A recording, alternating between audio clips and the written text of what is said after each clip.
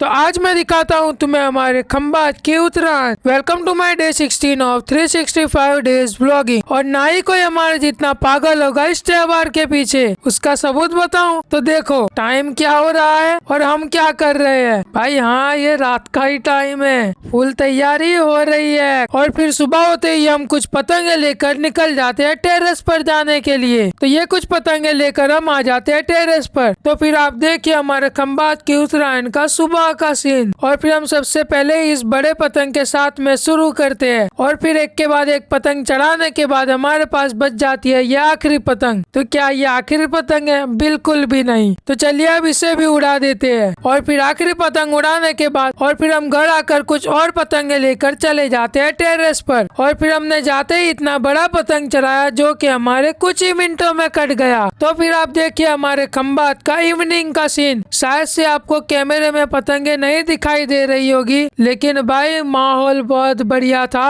और फिर हम टेरेस से नीचे आकर भी एक और बड़ा पतंग चढ़ाते हैं। लेकिन उससे पहले हमारे चाचा क्या कह रहे हैं जरा आप सुनिए। ऊपर बैठ के जाएंगे ऊपर आसमान पर।